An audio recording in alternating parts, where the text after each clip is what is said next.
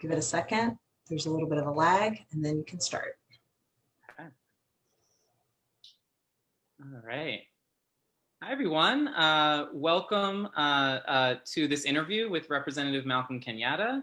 My name's Nick Palazzolo, or Mr. P, as my students know me. So this is actually the first in a series of candidate interviews for the general election.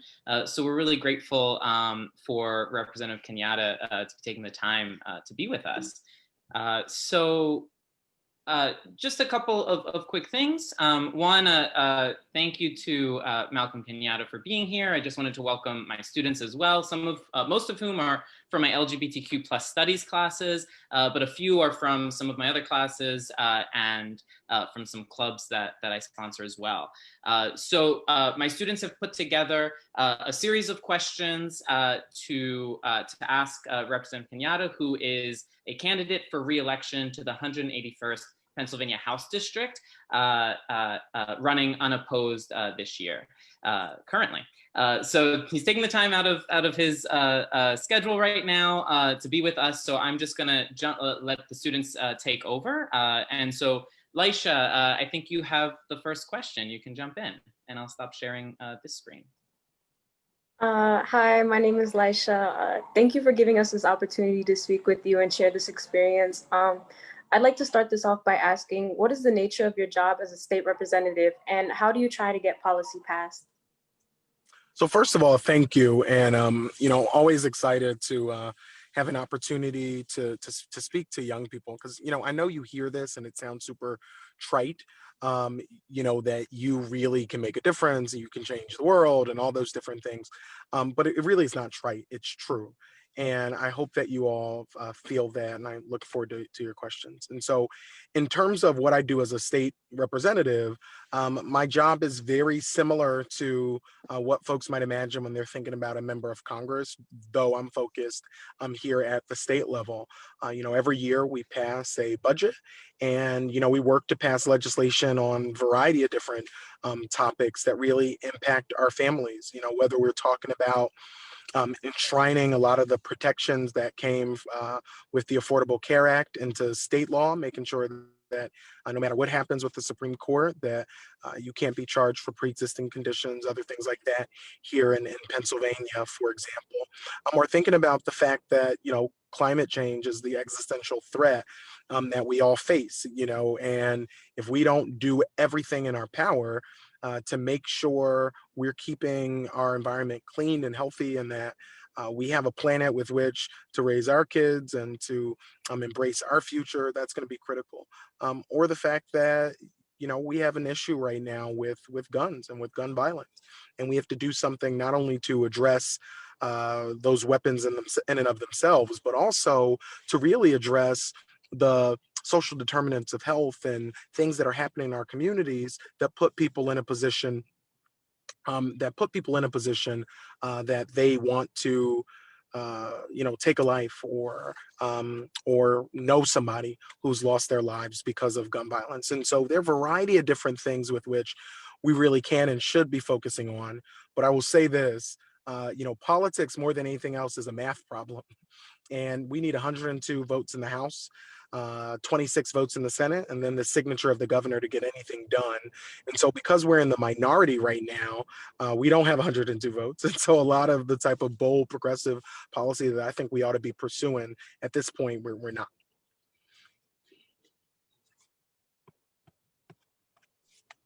Hi, Representative Kenyatta. I'm Caitlin, and I wanted to ask, when did you know that you wanted to run for office, and why is being a representative important to you? Hey, Caitlin. So let me answer that this way. So when I was 11, I ran for junior block captain. I came home one day in the district that I now represent.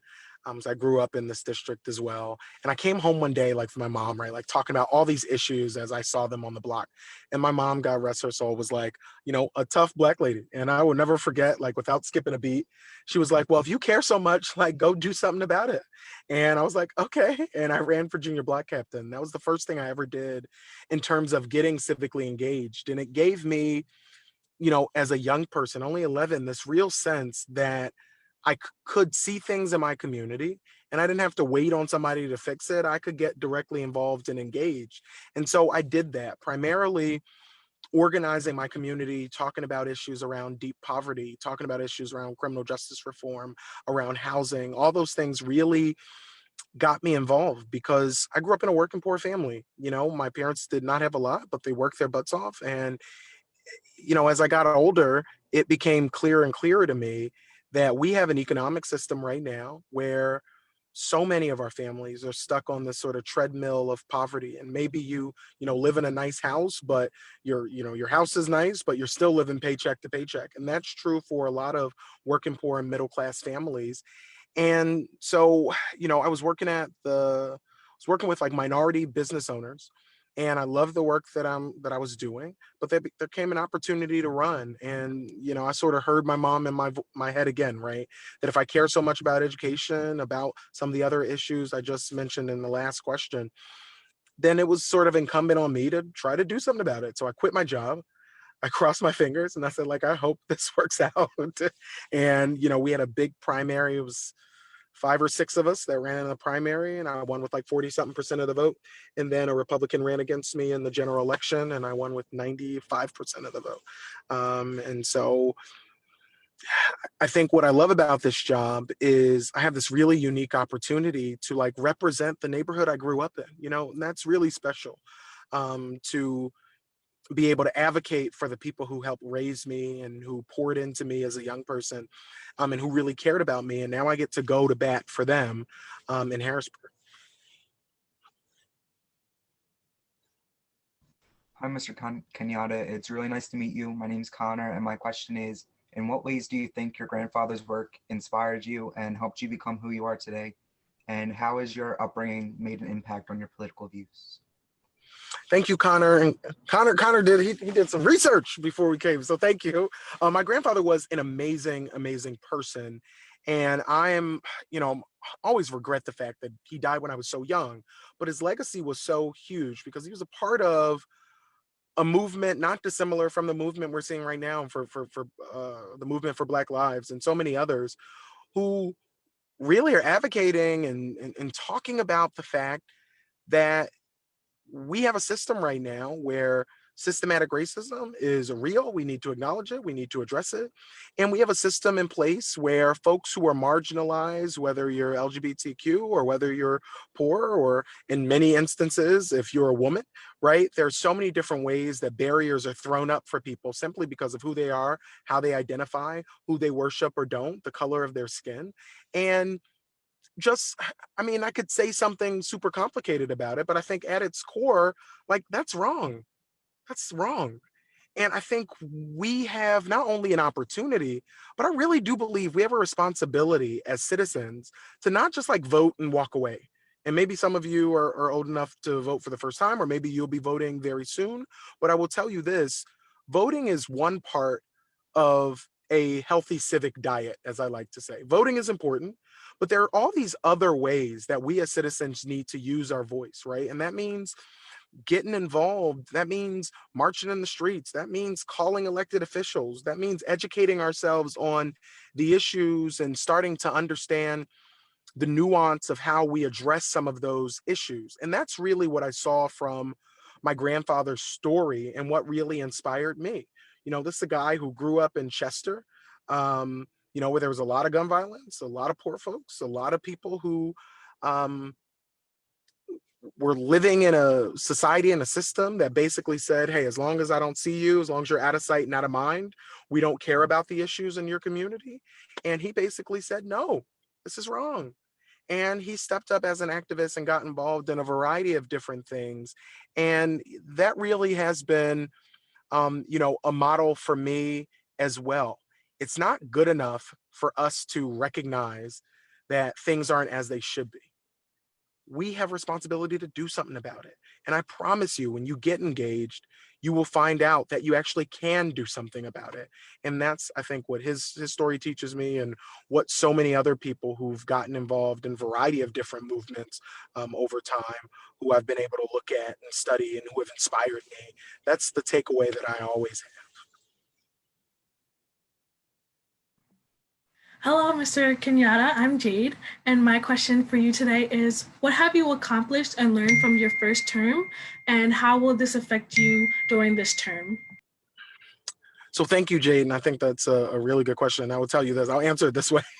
I haven't accomplished as much as I would like because I forget who I just answered the question to before, and I apologize. Um, we don't have the majority. And with that, it means that we can introduce important legislation, but in many cases we don't get it moved, and that's why I'm doing this tour and was a couple minutes late today, because there are candidates who are in really tough elections who could end up winning by 500 600 votes, and I want to make sure that I'm doing everything possible to bring people in that really share like a bold progressive vision that I think we need to pursue in Harrisburg. But I will tell you, I'm proud of some of the things we did around, criminal justice reform and around police violence in general. And this really relates to you, Jade, and relates to the folks on this call. After the murder of George Floyd and the murder of Breonna Taylor, obviously a lot of people, a lot of young people across race, across zip code, got out into the streets and were organizing and engaged. I mean, we had protests in 61 of the 67 counties in Pennsylvania. That's huge. We had people coming out protesting in counties where folks would never expect to have people talking about the value of Black lives and talk about how we need to reform our criminal justice system and our policing system so that cops don't feel like they can just kill people with impunity on our streets.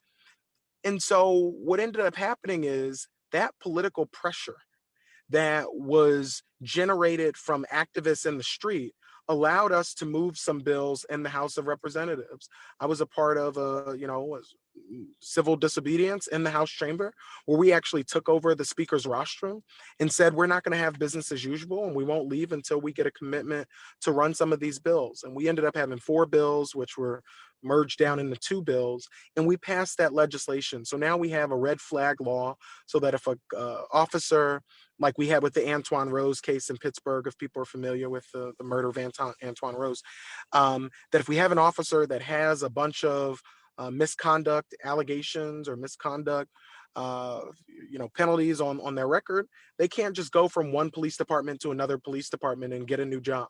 And that's something that was really done with impunity, where officers have a pattern of abuse, a pattern of misconduct, and they're able to just leave that department and go to another department. And we're able to do something about that. And so is that everything we need to do? Absolutely not. But that is the type of progress that happens when people recognize their own power, right? We didn't introduce those bills in response to those tragic deaths. Those bills had been around for a long time, but we never got a hearing on them because folks in our communities weren't calling for it, weren't rallying around it, weren't demanding it. And so that, if you don't remember, I don't answer a lot of questions. If you don't remember anything else that I say, please remember how much power you have. This is not just about the folks who have a title in front of their name. You have so much power to shift the outcomes. And so many of the people I know you read about and study, so many of the folks who've changed America for the better were never elected to a thing. But they were people who recognized that the cost of democracy is stewardship. It's us recognizing our role and doing what we need to do to make our communities safer, more whole, healthier, and move them in directions where no matter who you are, how you identify, that you can get a fair shot and a fair shake. So I would mention those things. Hi, Representative. So my name's Davi, and my question is, Philadelphia is going through a serious mental health crisis, and Black youth who live in poverty have a high suicide rate, and that's from a Philadelphia study. Additionally, your district is grappling with a drug addiction crisis. How does this affect you as a representative, and what steps are you taking to address these issues? So first of all, I love your really cool mirrors, and now I'll be looking to get like some cool mirrors. I like those, Dottie. And so let me let me answer this way. So you're absolutely right. And I introduced a bill called Phillips Law, which I encourage you all to go look at. I had a young man, 11 years old, Still to this day, I say getting a phone call from his grandmother letting me know that little Phil had died by suicide was the worst day since I've been in office. Because to have a kid that's 11, 11 years old, who feels so hopeless and so disconnected, um, it lets us know that we failed little Phil. You know, all of us, our systems failed him. And so one of the things his family said to me, and they're incredibly brave and a wonderful family, they said, Rep, we want to make sure that the tragedy of little Phil's death, that we actually turn that into something. And so we introduced this bill that would really try to change the way we provide mental health services, particularly in our schools, because we know that every family situation is different. But we do know that when young people are in school, this is one of the places where we can really engage them, and not just obviously in all the things you need to do in school, but also engage young people in a holistic way. And I think that that's critical. And so my hope is that, next term when we come back in January, that is a priority, and that we get those resources in our schools. Because we're talking right now on Zoom, right? Like I'm not in your class or in your school, because there's a global pandemic, and we have to think about the way that having to be physically distant has meant a lot of people have been socially distant and feel isolated and feel alone. And we need to make sure we're doing everything we can to limit the amount of people that feel alone and feel desperate and feel isolated. And that involves getting mental health services in a robust way into our schools.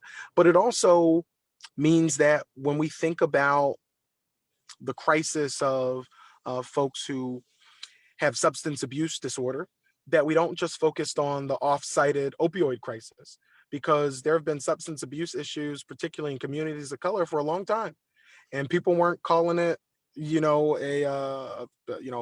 weren't calling it a big problem. I will tell you that. We were just locking folks up. And that was absolutely the wrong approach to take. We have to look at this as the public health crisis that it is, and intervene with a public health lens and with tools that allow us to address this appropriately. Folks need help. Folks really need help. And that means we have to hold the folks accountable, particularly big pharmaceutical companies that were pushing pills into communities, knowing full well the impact that it was having on increasing rates of addiction. And we also have to do something about the folks who are pushing fentanyl and all these other things into our community, really we're losing so many people, particularly right now, to overdoses. And so it's one of the reasons I always, carry Narcan, and been doing trainings with my staff and team to make sure we can intervene if somebody has an overdose, but also that we're dealing with the systemic issues, right? Those social determinants of health. We think about poverty, think about homelessness, think about all these things that make people more likely to get a substance abuse disorder in the first place. We have to address that. And those are the systemic things that we need to do, as well as the immediate needs of making sure we're not using a criminal lens, but we're using a public health lens as we think about the folks who are really hurting right now. Because folks who are addicted, they're hurting. Their families are hurting. And we need to get them the help they need, not just lock up everybody, because I'm sure there'll be other questions about criminal justice reform, but I'll say this to you. If locking up everybody made us safer, America would be the safest place in the world. We need to recognize that that has not worked. It doesn't work. And there are real tools and great research that's been done on how we address these issues in a real way. Hello, Representative Kenyatta. My name's Eli, and my question for you is, how does being Black and gay affect your interactions with other representatives, and how are you able to stay motivated when faced with these challenges? You know what, Eli, first of all, that's a good question, but it's difficult for me to answer because I've always been Black and gay, and so I don't really spend a lot of time thinking about how my existence like maybe inconveniences somebody else. And I think that that's a little bit at the core of your question of like, am I treated unfairly or whatever because of who I am? I'm sure there are some people who don't care for me very much, but that really is their issue, not mine. And I try to spend as little time as possible worrying about the people who don't like me because of who I am, how I identify, where I'm from. But I'll tell you this, to the extent that my sexual orientation even matters, I think it matters in this one very important way. That when you know what it's like to be treated unfairly simply because of who you are, I think you make better legislators. Hands down believe that. Because one of the things I've learned in policy implementation in particular, we can all think of specific examples of folks specifically going after the LGBTQ community. You know, you think about the trans service member bans, you think about some of the stuff that happened in Harrisburg where they were trying to make sure healthcare didn't cover gender reassignment surgery and some of these other really hateful, nasty things that we ought not be doing. But what I found is more pervasive is that members of our community aren't thought about. We're just completely ignored. And so when I walk into a room with locked hair as a Black gay kid from working poor family, we are having different conversations because I'm there. We're absolutely having different conversations because I'm there. I think that there are folks who also look at the fact that, you know, I'm only 30, right? About to walk into my second term, I'm only 30 years old. You know, when I first got there, I had a lot of colleagues who, you know, would say, "Oh, you're young," and they weren't saying it as a compliment. And, you know, my response to them would be, you know, yeah, I am young and I got here a lot sooner than you did. So I figured something out. And so that's sort of how I approach it. But I think ultimately, it's not my job to make people who are hateful and small-minded feel better or feel comfortable. It's not my job. It's their job to like deal with whatever like issues they have with whoever they need to deal with them with. It's my job to just be who I am, because who I am and all the lived experience that I bring to the table is necessary, valuable experience that helps us do politics in a different way, right? It's not about who I love generally, but it is specifically about what experiences I've had because I embody these different intersections and how that helps me look at policy in a way that folks who are straight, white, and cis and well off, in ways that they don't view policy because they haven't had those experiences. Hello, Representative Kenyatta. My name is Sarah, and it's a pleasure to meet you today. Hey, Sarah. So we watched some videos of you debating in committee and on the House floor, and sometimes you were faced with disrespect. So, for example, when you were speaking on the House floor and they cut off your mic, how Yeah. does that make you feel, and how did you deal with that, and what strategies you used? You know what I have to recognize is it's not about me, right? They're not cutting it off because it's about me. They're cutting me off because I'm advocating for things and for people who they don't want to hear from and who they disrespect. And so when I'm talking about service workers and the fact that like they deserve PPE when they show up to work, and business owners ought to be thinking about a way to provide that if they're going to have them come in, you know, that's not really about me. It's about the low wage workers who they haven't cared about for a long time and don't want anybody talking about them.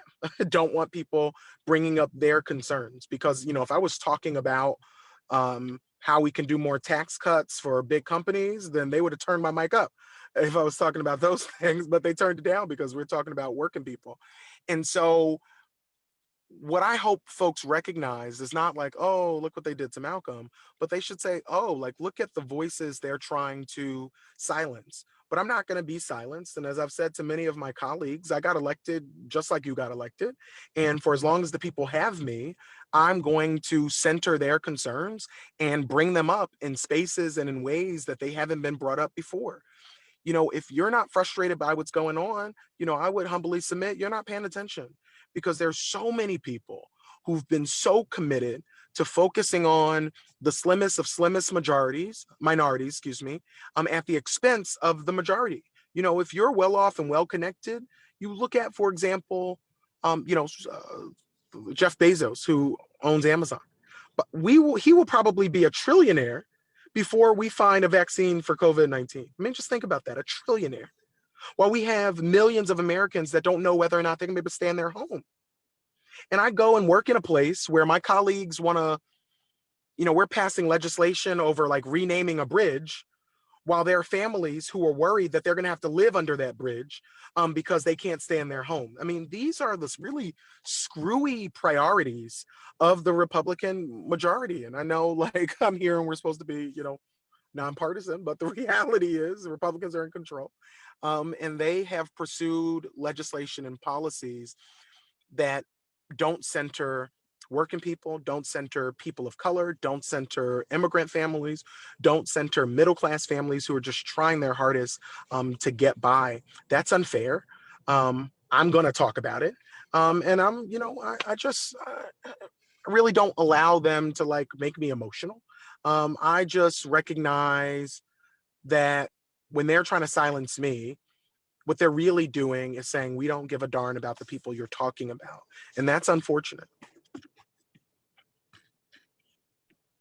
Thank you, Representative Kenyatta. Good afternoon. My name is Daniel. And earlier, it's funny you just brought up Republicans and Democrats because that's kind of what this question is about. Earlier, you mentioned your bold progressive vision for Harrisburg. And in this increasingly politicized political environment, how do you approach conversations with people on the other side of the political spectrum with that message of progressivism? And do you find that it's generally easy to have an open conversation with them, or do you find it's more generally difficult? So first of all, thank you, Daniel, for that question. Let me say this, and I say this all the time. I think we should fight just as hard on the things that we should fight just as hard for the things that we agree on as we do on the things we disagree on. And the reality is there's a lot of agreement on a variety of different things that we should do, certainly among the people, right? If you think about like background checks, for example, 70-80% of people support the idea of background checks. I think that's a bold idea.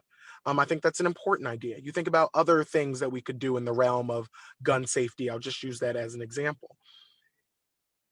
The argument, it's not like folks who I'm disagreeing with have some profound different argument. What they lack is political courage, because they're worried that they won't be able to keep their job if they vote in the way that most Pennsylvanians, most Americans agree with. And so, I think that that's really, really sad that we can't even do the things that we agree on. And will there be tension? Absolutely. But I think it was Malcolm X who said it first. And if I'm incorrect, somebody correct me in the chat box. But I think it was Malcolm X who said it first that, I don't have any permanent friends or permanent enemies. I have permanent interests. A lot of folks say, I was progressive or whatever, but I didn't get into politics for somebody to like give me a phrase of what my political ideology is. My political ideology at its core is about the poor and working people in my district. And if I can work with a Republican to get things done that are going to advance their lives and change their lived experience and their material condition, then I'm going to do that. If I can work with Democrats, to get that done, then I will do that as well. But at the end of the day, you're absolutely right. There exists right now this idea that every battle has to be a knockout, drag out, fight to the death. And that comes at the expense of making progress for people who need us to act and who need us to act right now. I think, we do these campaigns and we do all these different things, and folks forget that at the end of the day, like, this is about people and like their actual families and their actual lives. And we ought to be willing and able and ready to work with whoever we need to work with to get stuff done. And I have an incredibly progressive voting record. But also last year, PLS Reporter, they're the folks who like follow every single thing we do in the state house.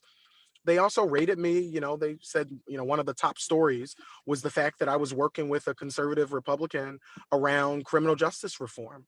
And so, like, to me, that's not a big story. But I think it speaks to the fact that you can be passionate, you can feel strongly about what you believe in, but you also have a responsibility when elections are over to work with all of the people that were sent up there, right? And I have to have respect for the voters who send in people who don't share my ideology, but who are representing a point of view that exists in our body politic. And we as leaders have to get stuff done on issues. I really, really believe that. Hi, Representative Kenyatta. I'm Leah. So you're pretty young and you're only in your first re-election as a state representative. So ideally, how do you envision the future of your political career? Well, Lee, I hope 30 is like really young. Golly. All right, I'm over the hill now. But I will tell you this, you know, I really do, I do not envision, being in politics for the rest of my life because in this way, right? Like as an elected official. I don't think you have to be elected to make change. When I think about the types of coalitions we need to build, and I answered in the previous question about like criminal justice reform, the bills that we got passed didn't happen simply because I was elected. It happened because people in the streets came out and demanded it happen. And so I always push back on this idea that the only people that matter in our body politic are politicians. I mean, I really reject that. And so I think that because of the skill set I have, because of the relationships I have, because of the vision that I have, that I'm well positioned right now to do this job and deliver results for my people. But there may at some point come that, I want to be a part of a nonprofit or I want to do something else that pushes forward the causes that I think a lot of us share. And so I have no idea what the future holds. And I will say to you, as somebody still in high school, you have to have like enough vision, right, to like kind of know generally the direction you're going, but also be flexible enough to let life happen. Things have happened that I would have never expected. And if I had said to myself, no, I'm only going to do this one thing, then life would not have worked out for me. Like when I went to college, I was a theater major. I thought I wanted to be an actor, and then like I started doing that, and I was like, I hate this. And so, if I wasn't flexible enough with myself, and with the universe, then I would have been in a really bad spot. And so, we sort of, I'm a Christian, that's my religious tradition, but whatever you believe, we sort of have to listen to whatever that voice is, and be really sensitive to it, because folks are, because if you're really sensitive to that voice, whatever it is for you, it will push you into directions to do things that really scare you in some instances. Because running for office and quitting my job and not like knowing whether or not I was gonna be able to pay my bills, that was really scary.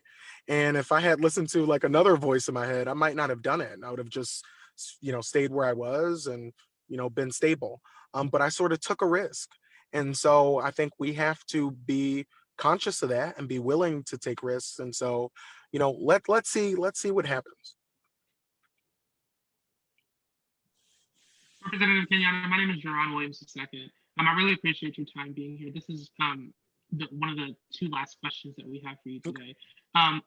Your last answer was actually a great segue into my question right now. I'm a Black gay man. I also live in Philadelphia. I live in Germantown.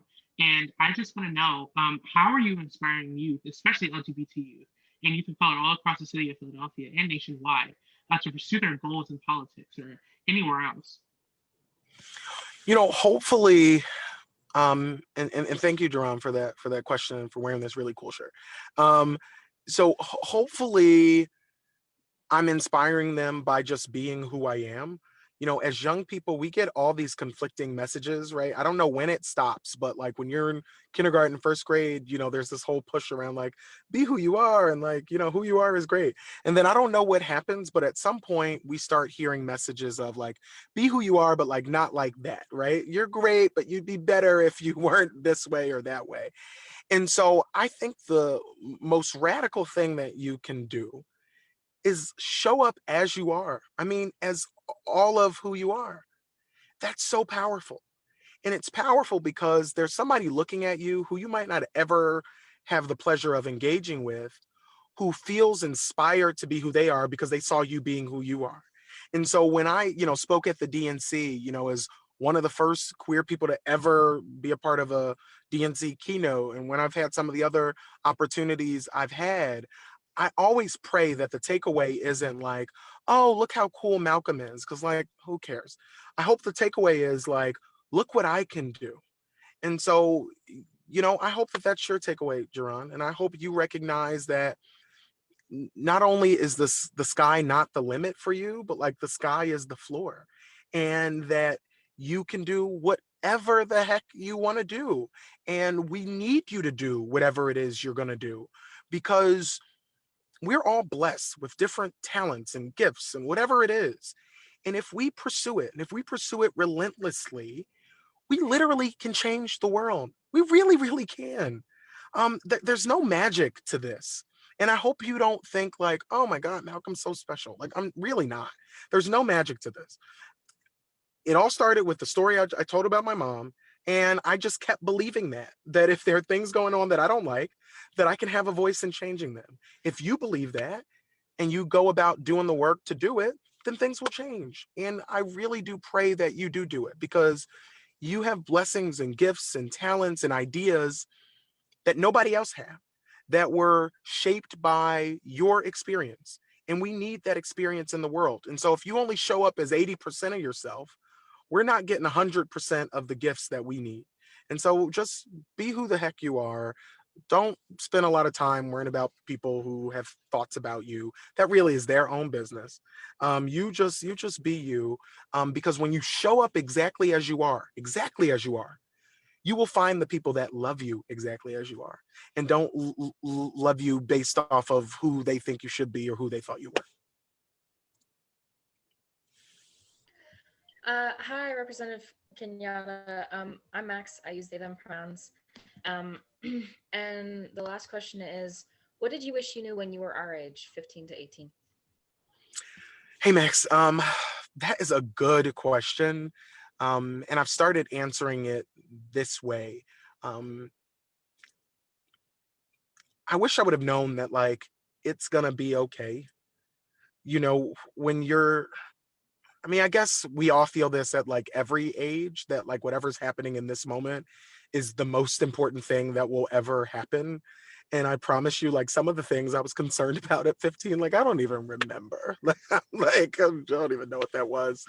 And I look back at like, some of the things I did, um, some of the people I spent a lot of time trying to make my friend or make like me or whatever, who I could care less now.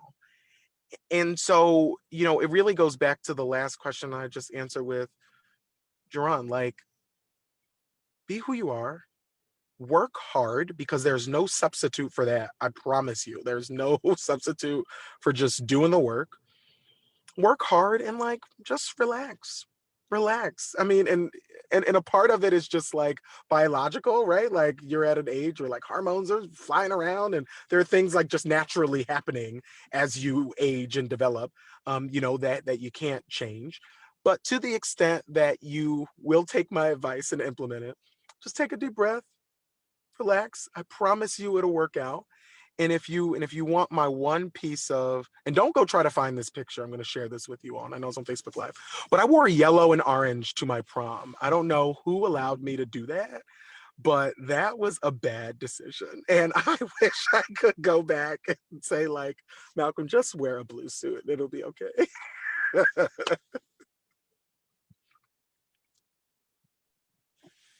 Thank you so much, Representative Kenyatta. I'm gonna jump back in because that was the last question that our students had prepared. Thank you, Mr. P. Yeah, this was wonderful. Davi says in the chat that she's sure you look bomb. I did not, and I'm like paying whoever I can to get rid of those pictures. It was a whole sunset. It was. Oh, Jesus Christ. I just thought about that in this moment. I'm like, why did I wear that? But anyway. As someone who loves color, I feel like it could be done well. But unless I have the photo, I won't make the judgment. Okay. So yeah, now everyone's gonna try and dig that up. Go do it. So I want to respect your time and allow you the option to leave, but I also wanted to invite you to hang out for 5 more minutes in case any other students, there's about 60 students on the call, in case anyone else wanted to put a question in the chat that I could ask. Do you have like 5 minutes for that, or? Let's do it, sure. Okay. I don't know if there are any questions, but I'll give folks a minute. If there's any questions, follow-up questions or other questions, we have a few minutes. So feel free to put those in the chat and I will, I'll ask them. If not. Well, I think I have a pretty general question for everyone here. What high school did you go to? Because we're trying to find that picture. I went to well, listen. If you find it, kudos to you. But Roxborough. So go see if you can find it. Okay. And honestly, you all are like so good at the internet. It will be found now. So there we go. You know, Jerron's going to try and do that. Are there any other questions? If not, that is all right. Those were 11 excellent questions. Ava says, not a question, but your words gave them chills in the best way possible. So that's great. I'm that's good. Thank you. So Kylie mentioned that you were talking earlier about criminal justice reform, and that's something that she's super interested in. So she wanted to know if you have advice on how to get started with that, or how does one begin to get involved with those issues? So there are a bunch of different organizations that you could get plugged into that are doing the work. And I always think that that's the easiest way to get involved. There's a quote by James Baldwin that I love, and I love James Baldwin. Like, just read everything he wrote and find all of his interviews because he's just phenomenal. But he has this quote that says, you have to go the way your blood boils. And so what I always take from that is you have to do that thing you're passionate about. And for me, it was LGBTQ rights, it was poverty, it was these different things. And obviously there are a lot of other issues that I got engaged with, but those were the issues that really got me involved in the first place. And then I learned a lot along the way and continue to learn a lot. But Philadelphia Student Union, I know they do a lot of work in that space. Also, I know Reform has a lot of stuff that they're doing, in Philadelphia and in the state more broadly. And so they're a great way to get plugged in. Golly, I'm sure there are so many others that I'm blanking on right now, but Mr. P, if it's okay, I'll have my team send you some other organizations that particularly focus on getting young people involved. Oh, and the Philadelphia Youth Commission as well. If folks haven't, thought about getting involved in the Youth Commission, when I was in high school, I was a part of the group that helped to get the Youth Commission on the ballot, and we marched and we got signatures and we did the whole thing. And so I have a special spot in my heart for the Youth Commission. And so those are all different ways that I think you can get plugged in. And I would just end with this last note, Mr. P, before I jump off. And I like to say this to people before I leave. Be good to yourself. Be good to yourself. Seriously, because we are so hard on ourselves, every single one of us, and particularly at the age you're in. We didn't have all these different social media things where everything you say is now recorded and on, the internet for the rest of the world to see, and, every embarrassing moment. Like my prom pictures are not on Facebook, so you won't find them there. Like all these different things. And so I do think it's really important as we do this work and as we think about the ways that we can shift this country to take all the great things that America says about ourselves and make them real. It's also important that we take care of ourselves along the way, because it's so much noise. It's so stressful. I mean, there's a tweet every day from somebody saying something ridiculous. And at least for the past 4 years, every moment has felt like a 5-alarm fire. And so you have to unplug, just turn it all off. It will be there when you get back. But it is so critical that we take time to take care of ourselves, that we give ourselves the grace that we so often extend to other people. Give yourself grace, be good to yourself, take a deep breath, wear a mask. So I will leave you all there. Thank you so much, Representative Kenyatta. We really appreciate this and taking the time to spend it with 60 high school students in the midst of all that you're doing right now. So thank you so much. This was Happy to do it. Take care. And I won't forget, I'll send you some other resources if I think of them, Mr. P. Bye. Yeah. Have a good day. Bye, everybody.